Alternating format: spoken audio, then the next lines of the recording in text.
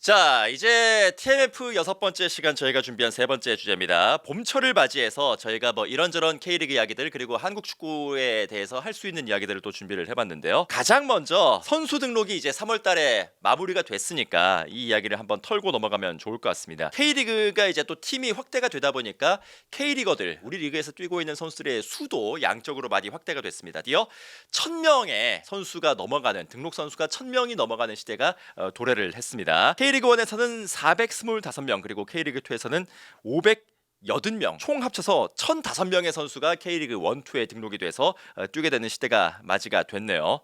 진짜 K리그가 커졌다라는 그런 생각이 듭니다. 구단이 늘어났으니까 네. 선수도 당연히 늘어나죠. 야, 내가 뭐 엔딩 있니? 아 왜 이래? 받아줘야 될 거 아니야. 네. 이 사람들은 안 받아줘. 아니, 더 있는 줄 알았어요 얘기가.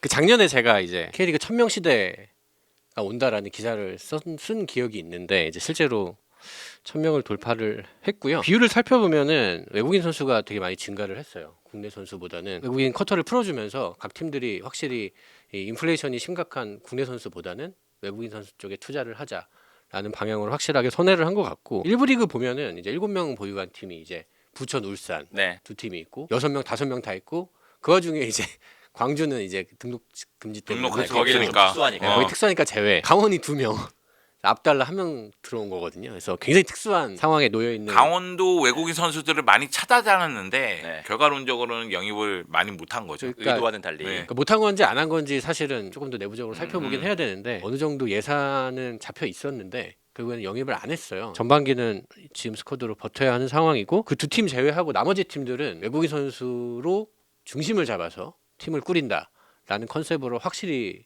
들어가면서 팀 구성에 대한 패러다임 자체가 변하고 있다. 이거는 시즌을 거듭하면 거듭할수록 더 심해질 것이다라는 생각이 드는 환경입니다. 네, 외국인 선수가 지난해에 비해서 36명이 늘었으니까 늘어난 쿼터라든지 아니면은 뭐 늘어난 팀의 수에 비해서도 확실히 조금 더 체감이 될 정도로 많이 등록이 됐다라는 그런 생각이 드네요. 다만 이제 팀의 평균을 보자면 지난 시즌에 K리그 1의 팀 평균 40.3명, K리그 2는 36.2명이었었는데 이게 좀 줄었습니다. K리그 1 같은 경우에는 40.3명에서 35.4명이 됐으니까 한 5명 정도가 줄었고, 그리고 K리그 2도 36.2명에서 34.1명으로 2명 정도가 줄었습니다. 약간 슬림해진 스쿼드를 올 시즌에는 각 팀들이 운영을 한다라는 그런 이야기를 할 수가 있겠네요. 그럼에도 불구하고 K리그로 새롭게 들어온 외국인 감독들은 하나같이 그 얘기를 해요.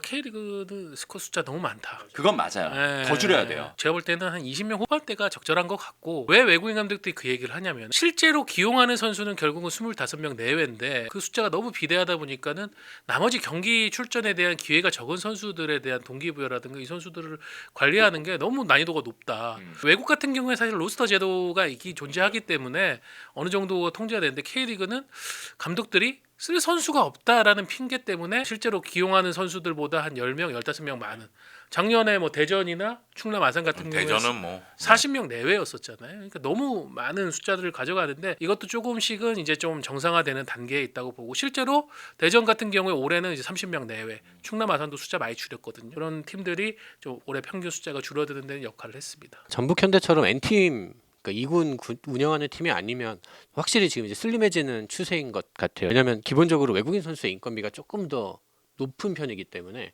거기에 이제 스쿼드를 채우면서 외국인 선수한테 이제 돈을 먼저 쓰다 보니까 이제 국내 선수는 조금 더 파일을 줄여서 전체적으로 꼭 필요한 곳에만 돈을 쓰자라는 일종의 효율성을 구단들이 되게 많이 따지기 시작을 했거든요. 저는 이거는 되게 긍정적인 변화라고 생각을 하고. 근데 이 얘기는 외국인 선수가 늘어나는 거하고도 관련이 있겠죠. 팀 전체적으로 나가는 지출을 생각했을 그렇죠. 때 네.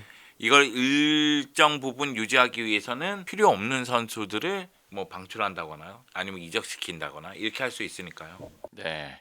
그리고 K리그 1의 또 평균 연령, K리그 2의 평균 연령을 살펴보자면은 26.5세가 K리그 1, 그리고 26.1세가 K리그 2가 되겠습니다. 조금 더 자세하게 봐서 K리그 1에서 가장 젊은 평균 연령이 가장 낮은 팀은 강원입니다. 23.8세. 그리고 대전 같은 경우에는 확실히 좀 윈나우 전략을 쓴다라는 게 느껴지는 게 29.8세로 가장 좀 연령대가 높은 팀이 구성이 돼 있고요. K리그 2에서는 이랜드, 서울 이랜드와 안산이 안산이 가장 젊은 팀입니다. 서울이랜드와 안산이 25세 그리고 김포가 28.2세로 가장 좀 베테랑들이 많이 구성이 되어 있는 그런 팀들이네요. 뭐 이런 것들도 좀 흥미롭습니다. 는 막바지 영입한 그 안주환 선수가 평균을 확 깎아줬을 것 같은데. 그러네요. 예. 근데 이 선수를 그냥 영입하고 기대를 걸고 뭐 이렇게 훈련 위주로 하는 게 아니라 바로 지금 활용을 하고 있거든요. 뛰어요 이 선수가 또. 예. 그런 것도 참 김동현 감독의 과감함이라고 생각됩니다. 전체적으로 평균 연령이 낮게 선수단을 구성한 팀들은 사실은 투자한 금액이 그렇게 높지 않은 건 아닌가요? 왜냐면 이제 좀 더 키워서 활용한다는 측면이 개념이 있죠. 있으니까. 강원이라든지 안산이라든지 이런 팀들이 배치가 돼 있는 걸 보니까 확실히 그런 느낌은 좀 드는데요. 그러다 보니 미처 팀을 찾지 못한 베테랑 선수들이 좀 남아 있는 경우, 그러니까 3월 26일이 지나고 나서 등록이 되지 않은 경우들의 선수들의 이름들이 좀 보입니다.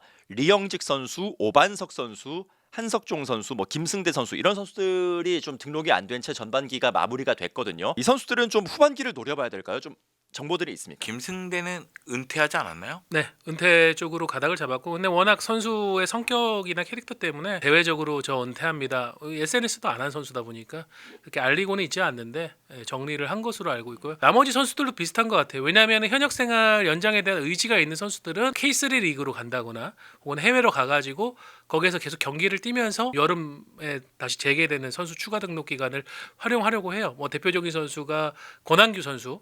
K3 리그의 시흥으로 갔고, 최철원 선수도 내려갔죠. 네, 진성욱 선수도 경주 한수원 쪽으로 갔고, 이기재 선수 같은 경우 이제 태국 쪽으로 갔는데, 근데 그렇게 팀을 구하지 못한 선수들은 제가 볼 때는 아마 곧 시간이 지나면서 좀 개인적인 입장들을 통해 가지고 은퇴 쪽으로 가닥을 잡을 것 같고, 큰 부상이 있는 선수들은 재활을 하면서 몸을 만들어 다시 이제 추가 등록 기간에 노크를 한다라는 입장인 것으로 알고 있습니다. 황석호 선수 같은 경우에는 또 공식적으로 은퇴를 발표를 하면서 뭐 선수 생활의 커리어에 마침표를 찍기도 했었고요. 이 선수들이 좀 어떤 행보를 걷게 될지 시간이 지나면은 자연스럽게 저희가 알 수 있을 것 같습니다. 자, 뭐 K리그에 구성된 선수들에 대한 이야기를 간단하게 해봤고, 저희가 그 서우정 기자가 약간 좀 꽂혀 있는 주제가 하나 있어가지고 저희가 좀 이야기를 해볼까 하는데요. 지상파에서 프로야구의 위상이 점점 더 높아진다. 사실 저희는 좀 조심스러운 건 있습니다. 프로야구와 프로축구를 이렇게 좀 경쟁을 시키는 건 아니고, 이건 또 같이 가야 되는 그 전체적인 프로 스포츠판에서는 공존을 해야 되는 그런 스포츠이기 때문에 저희는 뭐 이걸 비교를 해가지고 막 우리가 프로야구를 이겨야 돼 뭐 이런 이야기는 아니고요. 프로야구가 지상파에 에서 이렇게 점점 더 영향력을 높여가고 있고, 확실히 이제 국민 스포츠로서 사랑을 받고 있는 이 상황에서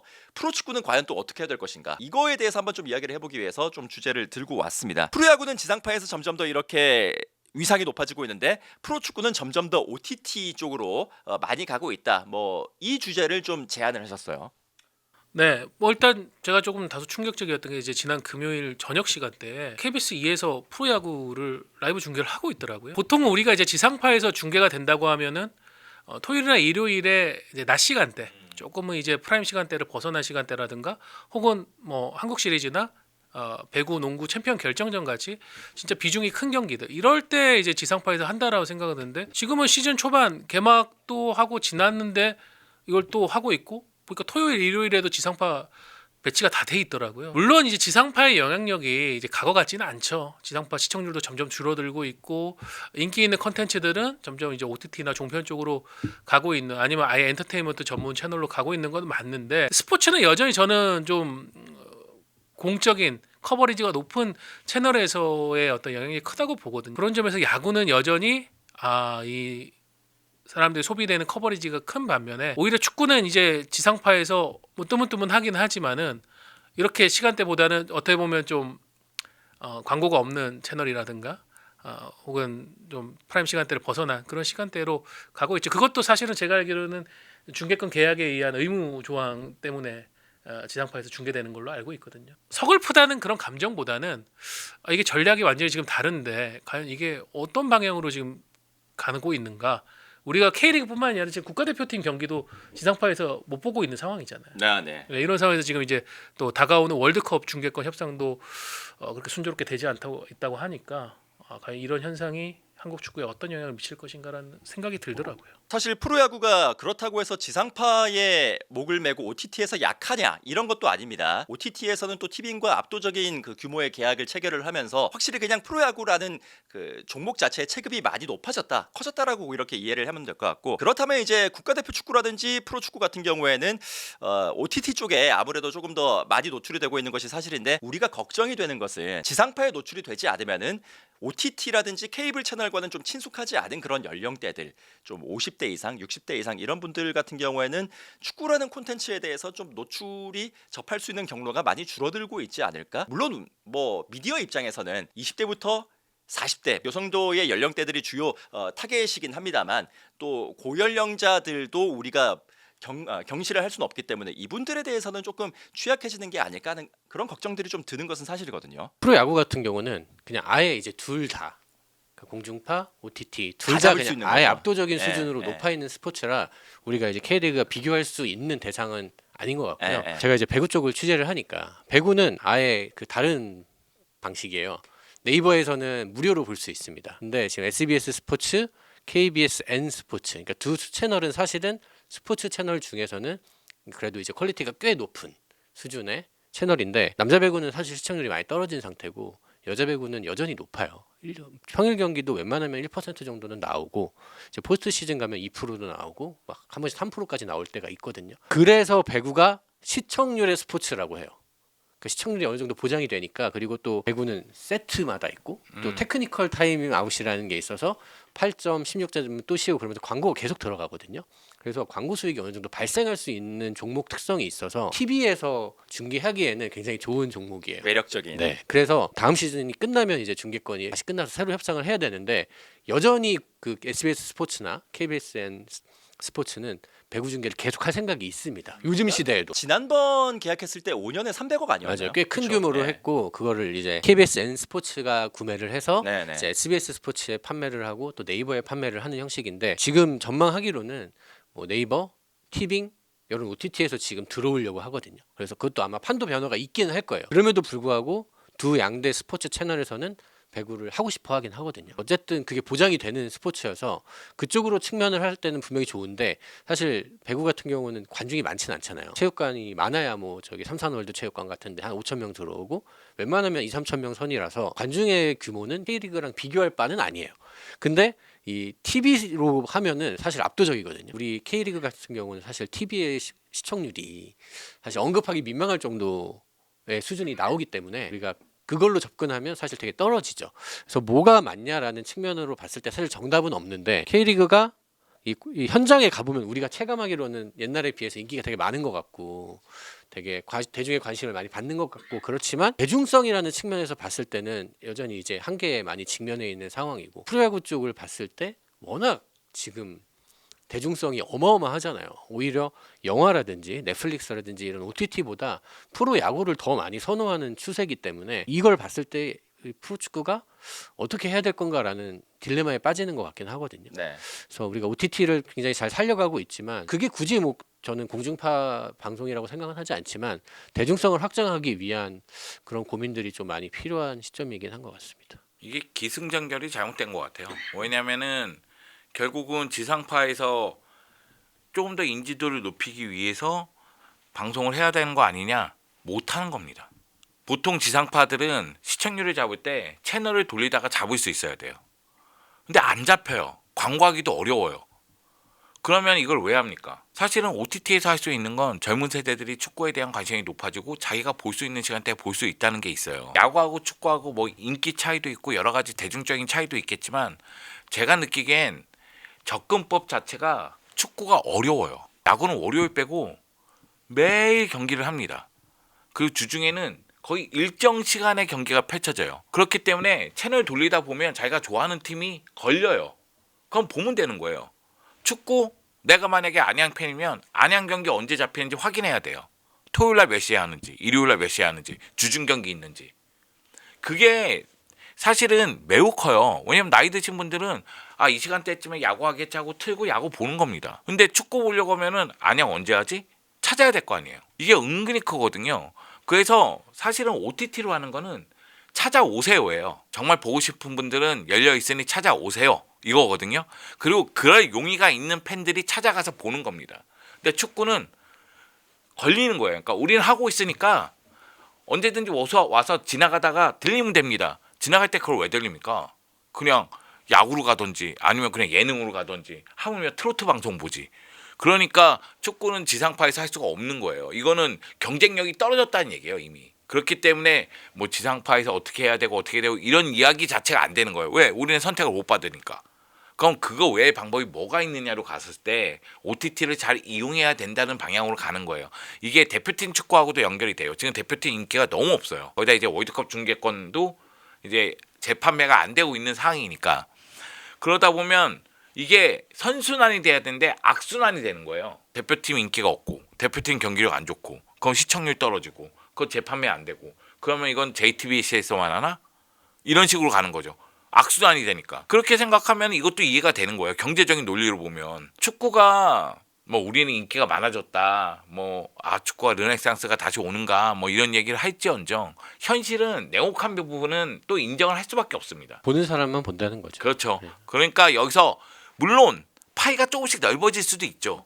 새로 유입되는 분들 있죠. 내가 아는 누군가는 축구가 관심이 없다. 이번에 들어와서 축구 같이 보고 현장 같이 가고 아니면 집에서 OTT로 같이 보고 이런 경우가 있어. 근데 그 파이가 우리가 책정하는 파이에 비해서는 엄청 크게 벌어졌다고 보기 어렵다는 거죠. 이제는 사실 올림픽 같은 대회도 지상파가 외면하는 시대가 왔고 이번에 그 동계올림픽이 첫 순번이 됐잖아요. 이거는 뭐 이제 스포츠를 골라먹는 재미로 해가지고 OTT 들어가는 건 맞고 특히 전 프로스포츠는 OTT로 하는 건 맞다고 생각해요. 근데 국가대표 경기는 좀 다른 접근이었어야 되지 않냐. 그때 이제 정몽규 회장이 굉장히 야심차게 몰았던 게 국가대표랑 K리그랑 패키지 해가지고 이거 사이즈 키워서 같이 판매하겠다라고 했다가 정작 하려는 사람이 없으니까는 금방 포기해버리고 깨져가지고 쪼개져서 이제 따로따로 길을 걸었던 거였거든요. 저는 국가대표는 상징성이 되게 크고 범용성이 커야 된다고 생각하고 이게 결국 한국 축구의 전반적인 상징으로서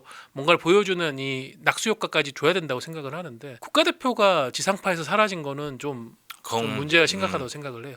그렇게 되면서 사람들이 저는 관심이 사라지는 게 경기력도 경기력이지만 눈에서 멀어지면 마음에서 멀어질 수밖에 없다라고 생각을 했는데 대표팀 경기를 거기서 빼버린 거는 좀 악수가 아니었나. 특히 월드컵 같은 경우는 전적으로 동의해요. 왜냐면은 방송 3사에서 월드컵 중계할 때는 일단 자기들이 보유한 캐스터하고 해설진을 띄우기 위해서 예능도 출연시키고 막 그러거든요. 그래야지만 먼저 친근감이 팬들에게 있어야지만 이 채널을 본다는 생각이 있기 때문에 그건 어떻게 본다면 월드컵 붐을 좀 조성하는 거예요. 사실은 예전 월드컵 보면 지금 월드컵 분위기가 조성돼 있어야 돼요. 월드컵 그렇죠. 광고 이미 그래야죠. 나오고 네. 월드컵 뉴스 보도 나오고 계속해서 이야기가 나와야 돼요. 근데 예전에 비해서 조용하잖아요. 사실은 방송 3사 입장에서는 굳이 얘기할 이유가 없거든요. 지금 이 순간에 얘기해봤자 가격만 높인다는 생각을 가질 수도 있잖아요. 저는 그렇게 생각하거든요. 우리나라에서 제1의 스포츠를 뽑으라면 대표팀 축구라고 생각해요. 아직도. 근데 그게 접근성이 좀 어려워진다고 보면 아쉽죠. 사실은 서우정 기자 얘기대로 접근성이 좀 더 높아야 되는데 지금 말씀하신 대표팀 축구가 우리나라 종목 중에서는 스포츠 중에서는 1등이다라는 게 지금까지는 유효한데 어떻게 보면 그게 이제 저는 떨어질 수도 있다라는 네. 생각이 요새 들긴 하거든요. 제가 이제 스포츠지에서 일을 하니까 지난 동계올림픽을 생각을 하면 역대급으로 관심 없는 올림픽이었다라는 생각이 들거든요. 그렇다고 뭐 맞아요. 이슈가 없었냐? 이슈도 굉장히 많았어요. 스노우보드 금메달이나 네, 금메달도 많이 나왔고 분명히 화제가 될 만한 요소들이 있었는데 생각보다 그 대중들의 리액션이 엄청나게 떨어졌거든요. 저는 그걸 보면서 월드컵 걱정이 좀 많이 됐습니다. 어쨌든 우리 K리그가 그 월드컵이라는 마중물 혹은 그 거기서 나오는 낙수 효과를 통해서 어느 정도 효과를 누리는 건 되게 명백한 사실이기 때문에 월드컵이 공중파 중계를 안 해서 JTBC에서만 한다. 그럼 이제 올림픽이랑 비슷한 양상으로 흘러갈 가능성이 매우 크거든요. 그 기간에 프로야구를 분명히 하기 때문에 프로야구 팬들은 그 기간에도 분명히 야구를 볼 거예요. 그래서 좀 저는 그게 좀 많이 걱정이 되고 만약에 진짜 그렇게 되면 대표팀 축구마저 그 순위 리스트에서 사라질 수도 있겠다라는 생각이 들기는 합니다. 이게 경기력이 좋으면 쫙 시선을 끌어요. 근데 지금 상황에서 경기력이 좋다는 장담하기 어렵잖아요. 여러분은 경험 안 해봤겠지만 2002년 월드컵 때 제가 취재도 하고 길거리에서 응원도 하고 그랬었거든요. 전 국민이 축구 팬이었어요. 진짜 침 튀기네. 전 국민이 진짜 어마무시했습니다. 그 기간 동안 그만큼의 경기력을 보여줬기 때문에 기대감이 높아지고 그리고 경기 전에 설레이고 아 이번엔 또 어떤 플레이가 나올까 어디까지 올라갈까 아우 설마 이러다 결승 가는 거 아니요? 막 이런 얘기 나올 정도였으니까. 그런데 지금은 기대감이 아예 없잖아요. 오히려 뭐 월드컵 전인데 벌써부터 그냥 아 난 실망스러워 난 안 볼래 이런 분들 많잖아요. 그러면 야구팬은 야구로 가는 거고 배구팬은 배구로 가는 거고 각자 갈 길 가는 거예요. 월드컵 D100, D-100 지났어요. 지났어요. 이제 지났어요? 두 달 네. 남았어요. 2달. 지났는데 나도 전혀 우리 실감이 안 어디서도 예를 들면 예전 같았었으면 뭐 계속 광고로 나왔겠지만 월드컵 100일 남았습니다. 그러네. 누구와 함께 하세요. 뭐 월드컵 채널은 뭐 이런 식으로 할 건데 그게 사라지니까 점점 대한축구협회가 그 몇십억의 눈이 멀어가지고 어떻게 보면은 그 부분에 대한 것을 관가한 것이 결국은 이런 상황으로 부메랑까지 날아온 것 아닌가라는 생각도 들고 K리그는 원래도 사실은 응집된 팬들이 계속 활약을 뽐내는 그런 스포츠 종목이라고 생각이 되니까 그거를 이제 파이를 키워간다는 방향으로 간다면 OTT는 맞다고 생각하는데 대표팀은 좀 심각하다는 생각이 그게 한 2년 전만 해도 우리가 A매치 가보면 진짜 그 여성 팬들이 많았어요. 젊은 여성 팬들. 이제 그분들이 이제 좋아하는 게 가서 이제 SNS 올리면서 맞아요. 내가 이렇게 핫한 걸 하고 맞아. 있다라는 걸 보여주는 건데 그 당시에는 그 킬러 컨텐츠가 대표팀 경기였거든요. 그분들이 다 지금 프로야구로 넘어갔어요. 그래서 우리가 지난해 A매치 그렇게 흥행에 실패했던 거라고 저는 생각을 하거든요. 이유는 여러 가지 다각도로 분석을 할 수 있는 거고 어쨌든 결과적으로는 그렇게 이미 됐기 때문에 이미 넘어간 상황에서 이미 불리하거든요. 그거를 이제 끌어오기 위한 다시 끌어오기 위한 그런 전략들이 있어야 되는데 그 중에 하나가 이제 사실 공중파에서 무조건 해줘야 된다는 건 분명히 있다고 저는 생각을 하거든요. 그게 전제 조건이 이루어지지 않는다면 아 진짜 이번 월드컵은 쉽지 않겠다. 어쨌든 저도 산업 종사자니까 그런 거에 대한 걱정을 많이 하는데 협상이 잘 돼서 한 2개 채널에서 하게 된다면 그래도 그나마 다행일 텐데 혹시라도 만에 하나 아예 안 되면 아 진짜 이거는 한국 축구 전체의 위기다라는 생각이 듭니다. 제가 그걸 봤어요. 그 골룡포주아 있잖아요. 규태 씨. 그분이 이번에 3월 A매치 기간 동안에 경기를 보기 위해서 항공권으로 200만 원을 태웠대요. 그러니까 200만 원을 태워서 콘텐츠를 찍으러 간 거죠. 콘텐츠를 찍으러 갔는데 뷰수를 보니까 거기서 벌어들인 돈이 4만 원이었대요.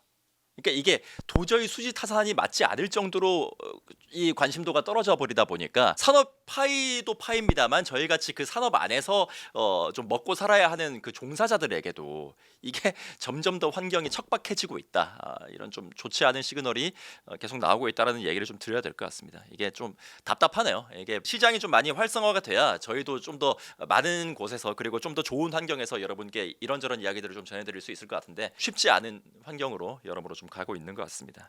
그래서 이번 월드컵을 기점으로 해가지고 좀 대대적인 그런 변화들이 있어야 할 것 같고 뭐 대한축구협회에서 전략적인 부분을 재검토를 해야 되겠죠.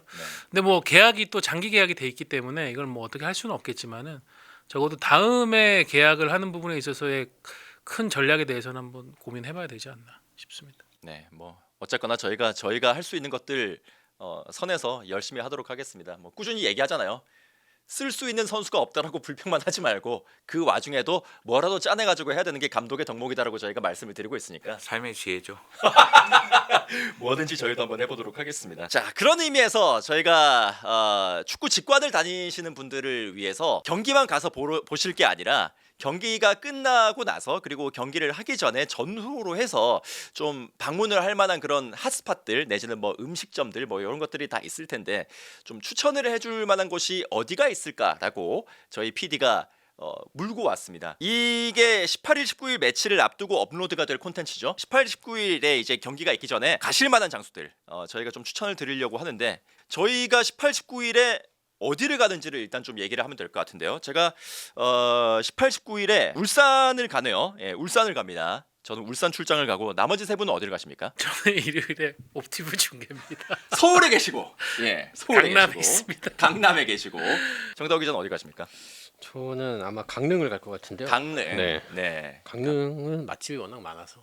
송윤주 해설위원은 어디 가십니까? 직관을 어디를 가실 생각이십니까? 저는 서울 아니면 부천 갈 생각인데 네. 아마 부천을 가지 않을까 생각합니다. 부천. 네. 네, 알겠습니다.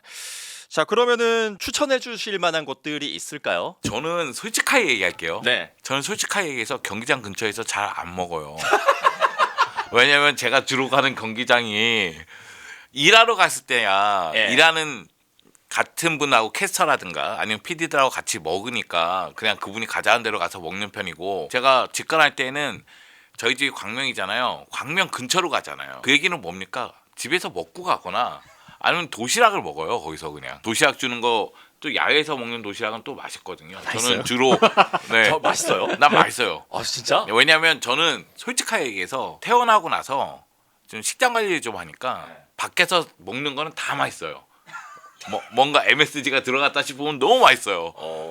저는 보니까 4월 18일에 경남으로 이제 수원 삼성 팬들이 원정을 가네요. 네, 수원 삼성 팬들을 보나마나 몇천 명이 또 갈 테니까 오후 2시 경기거든요. 경기 끝나면 이제 4시 경기장 빠져나오면 한 5시 정도 되니까 딱 저녁 드시러 가실 시기인데, 창원이나 마산 쪽 얘기하면은 뭐 여러 가지 얘기를 하는데 약간 많은 분들이 모르는, 그러니까 아구찜 얘기 많이 하세요. 네, 마산의 아구찜이 유명하니까. 아구찜 얘기하는데 마산 사람들은 사실 아구찜도 아구찜인데 아구 수육하고 아구 불고기를 또 먹는 사람들이 많거든요. 약간 저는 아구 수육 같은 경우에 진짜 좀 별미라고 생각을 해요. 아구를 갖고 쪄가지고 먹는 건데 그런 얘기들, 이렇게 요리 만화 보면 그런 얘기 많이 해요. 아구 간이 그 거위 간보다 더 맛있다라는 그런 얘기도 하고 별미가 있어서, 그래서 그 마산 쪽에 보면은 창원 마산 쪽에 아구 수육 잘하는 집들이 많습니다. 그런 데 가셔서 한번 해보시고, 그 아구찜 있는 오동동의 아구찜 거리 가지 마시고 그 밑에 조금 내려가면 아구 불고기 거리가 있어요. 예. 거기 가서 그거 드시는 거를 좀 추천을 드리겠습니다. 시원하게 상호명 밝히셔도 상관없어요. 상호명요? 네. 잠시만요. 그 포항 거기도 밀레니엄. 밀레니엄. 예. 거기도 아구수육이잖아요. 포항 가시는 분들 포항 밀레니엄 가십시오. 거기 개 맛있습니다. 예. 보증합니다. 마산에 여기 저희 아버지 자주 가신데 마산의 평화식당. 평화식당. 네, 평화식당 가셔가지고 여기 가서 여기 뭐 아구찜도 있고 다 있는데 아구 불고기. 사실 이 서우정 기자가 예전에, 지금은 운영을 안 하시는 페이지가 그 기자식당 페이지 있잖아요. 아, 그거 기자식당 거기 되게 전문가네. 좋아했거든요. 예. 전문가네. 네. 그리고 아구 수육은 지금 대구하고 경기도 있네요. 그럼 대구는 저는 물론 가보아서 먹지는 않았지만 닭의돌이라고 네. 닭도리탕 하시는 분이 계세요. 그래서 저는 그 밀키트로 캠핑 다닐 때 주문해서 먹거나 아니면 보내주시면 먹은 적이 있거든요. 너무 맛있습니다. 그거 진짜 맛있습니다. 대구는 대파하게 최근에 그 오리고기 집이 하나 새로 또 문을 열었어요. 대팍 그 밑에. 네, 밑에. 거기 가면은 오리를 이렇게 큰 오리 해가지고 탁 구워서 완전히 밑에 탁 이렇게 노랗게 구워가지고 해주는 데가 있거든요. 거기에 또 기가 막힙니다. 거기를 가보시기를 추천드리는데, 거기는 제가 바로 이름 한번 찾아보십시오. 전수창 오리 주물럭. 전수창 오리 주물럭. 예, 알겠습니다. 체크하십시오. 예. 전수창 씨가 진짜 좋아하겠다. 예. 전수창 오리 주물럭 대구 FC 아레나점입니다. 알겠습니다. 그리고 저도 대구 이야기가 나왔으니까 또 드리는 말씀인데, 대구 갔을 때 제가 어지간하면 들르는 그 일식집이 하나가 있거든요. 이거는 좀 경기장에선 거리가 멉니다. 보니까 그 353 황금역 쪽에 있는 데인데, 사실 이제 제 대학교 동기의 친구가 하는 데라 가지고 추천을 받아서 갔는데 진짜 맛있더라고요. 그래서 여기가 카이와라는 일식집이거든요. 뉴질랜드에서 그 요리 공부를 하시고 이제 돌아오신 분이 운영을 하시는 데인데, 대구 선수들도 종종 가는 것 같습니다. 제가 그때 보니까 뭐 황재원 선수도 왔다 갔었고. 뉴질랜드에서 유학하셔가지고 일식집을 하신 거예요? 거기서 이제 뭐 취업을 하셔가지고 그 좀 유명한 레스토랑에서 일을 하다가 돌아오신 걸로 저는 알고 있어요. 그래가지고 여기다가 가게를 차렸는데 카이와라고 있습니다. 예, 여기 한번 가보시면 되게 맛있게 드실 수 있을 것 같습니다. 그리고 제가 현대가 더비를 다녀오면서 이번 주말인데요. 현대가 더비 다녀오면서 2년 동안 좀 가고 싶었던 거기를 거르고 또 갔다 있었던- 왔습니다. 어디요? 소음. 어? 소음이라는 그 퓨전 민속 주점이 하나가 있거든요. 여기가 막걸리 골목에 있습니까? 제가 전주 그 지리를 잘 몰라가지고 잘 모르겠어요. 근데 그 흔히 말하는 그 시내 중에서도 좀 외진 골목에 있어요. 이게 있을 만한 골목에 있는 게 아니라 진짜 외진 골목에 있는데 소음이라는 데가 있는데 여기를 어떻게 제가 찾았냐면 예전에 그 현대가더비 또 중계를 하러 갔을 때 그 1박 2일로 다녀왔었거든요. 그래서 그 숙소 근처에 그 바를 한번 갔었습니다. 바를 가서 그 마스터분이랑 이제 막 이런저런 얘기를 하다가 저희가 내일 이제 이런 일을 하고 나서 갈 만한 그 식당을 하나 좀 추천을 해달라. 로컬들이 자주 가는 식당을 좀 추천을 해달라 그러니까 되게 생소한데 여기 소음을 말씀을 하시더라고요. 그래서 엄청 이제 뭐 오래되거나 이런 데는 아니고 이제 갓 오픈한 그런 가게였었는데 그 당시에서는 뭘 시켜도 다 맛있습니다. 진짜 맛있어요. 저희가 그때 가가지고 특히나 맛있었던 메뉴가 사이드 메뉴인데 버섯 볶음이 있습니다. 이게 트러플 향이 좀 나는 그 버섯 볶음이 있는데 이거는 막 퍼먹게 됩니다. 사이드 메뉴인데 메인 메뉴처럼 막 이제 퍼먹게 되는 그런 맛이거든요. 그냥 소음은 가보시면은 절대로 후회는 안 하실 겁니다. 제가 예전에 그 같이 방송을 했었던 그 콘텐츠 그 옵사이드 테이블에서 한번 추천을 드렸었는데 많은 분들께서 잘 안 믿으시더라고요. 이게 왜냐하면은 전주 가가지고 민속 주점, 퓨전 주점을 간다라는 게 말이 안 된다라고 생각을 아니 하시는데 거기다가 지금 대표 메뉴를 맛있는 거 고기 종류로 얘기하지 버섯 볶음 이러면 아니 다 맛있는데 버섯 볶음이 진짜 킬러 콘텐츠예요. 여기 가보시면은 절대 후회 안 하십니다. 그래서 전북 팬들 중에서 이제 제 말을 믿으시고 가보신 분들이 계시더라고요. 가보시고 나서 극락을 마주하셨다고 합니다. 예, 가시면 됩니다. 소음 꼭 가보십시오. 예. 네, 제가 가장 최근에 먹은 건 순두부인데요. 그 옛날 초당 순두부. 여기 진짜 로컬이에요. 그래서 그 옛날 초당 순두부. 네, 진짜 로컬이라서 그 후기 이런 거 많지는 않건데 진짜 맛있거든요. 그 순두부에 갈은 고기를 넣었어요. 그래서 되게 먹으면 계속 먹게 되는 약간 칼칼하면서도 사람 별로 없는데 여기가 완전 진짜 그 노포 느낌의 아주 오래된 가게라 맛있고 그 장칼국수 드시면 좋고 장칼국수 동일 유명하니까. 장칼국수라고 거기 제가 한 10년 전부터 다니던 곳인데 원래는 로컬밖에 없었거든요. 근데 거기도 유명해졌는지 이제 한참 그 코로나 때 그 주소 적잖아요. 보니까 그때부터 보니까 뭐 전국에서 올라. 전국에서 오시더라고요. 그래서 그 전까지는 원래 되게 로컬만 가던 곳이었는데 동일 장칼국수라고 저는 두 군데 추천하겠습니다. 그 초당 순두부 그 거리 근처에 제가 예전에 그 황문기 선수하고 같이 갔던 일식집이 또 굉장히 맛있던 데가 있었거든요. 거기 이름이 좀 되게 특이해요. 메시입니다. 메시 56.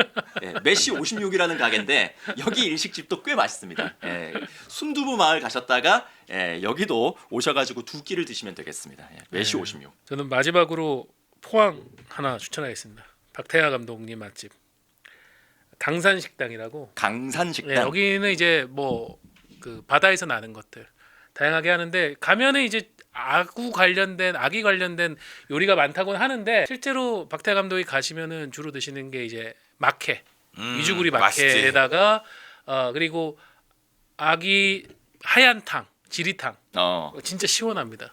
마케는 신선하겠다. 네. 그런 데서 마케는 진짜 신선한 회를 쓰지. 아기찜 말고 그거 한번 드셔보시길 추천드립니다. 저희가 또 그 옵사이드 테이블에서는 K리그 1만 했었기 때문에 K리그 2는 못 했었잖아요. 제가 김포를 살고 있어가지고 저희 집 근처에 또 로컬 맛집들이 몇 군데가 있거든요. 예, 그런 데들도 솔터 오시는 분들께 좀 추천을 드릴 수가 있을 것 개인적으로 같습니다. 연맹에 조금 섭섭한 건 4월 초에 김천 홈 경기를 좀 배치해라. 그 김천 종합운동장 바로 옆에 연화지. 연화지. 예. 그 벚꽃 축제하면 진짜 전국에서 벚꽃이 제일 예쁘기로 유명한 곳인데 그 시기에 김천에 가가지고 겸사겸사 누릴 수 있는 기회를 좀 제공을 해줬으면 좋겠다. 제가 갔다 왔습니다. 아, 그래요? 배구 때문에. 배구 배구 때문에 갔다 왔는데 진짜 예뻐요. 거기 예. 카페들도 네. 그냥 카페에서 그냥 그 벚꽃만 구경해도 맞아요. 너무 좋아요. 야경도 너무 예쁘고.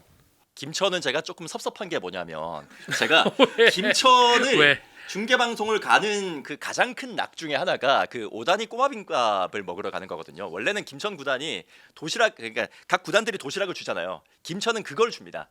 줬었어요. 근데 올해 가 보니까 김밥이 없는 거야. 다른 걸로 바뀌었어요. 그래가지고 굉장히 좀 서운했던 기억이 있습니다. 그래서 직접 가서 예, 사드셨죠? 이거를 미래를 예측한 건 아닌데 이제 따로 샀는데 가보니까 없어가지고 이거 사오길 잘했다. 그 생각이 들었었습니다. 김천 가시는 분들 오다니 꼬마김밥 드셔보십시오. 맛있습니다. 이 방송은 나하고 안 맞네. 왜요? 내가 근 2년 동안 외식을 잘 못했으니까 뭐 어디가 뭐 맛있다 하는데 다 생소해가지고. 도시락 품평하시면 되죠. 네. 알겠습니다. 저희가 이렇게 또 TMF 세 번째 주제까지 뭐 봄날에 즐길 수 있는 콘텐츠들까지 저희가 한번 이야기를 해봤었는데요. 오늘도 긴 시간 동안 함께 시청해주셔서 대단히 감사합니다. 여러분 고맙습니다. 감사합니다. 감사합니다. 감사합니다.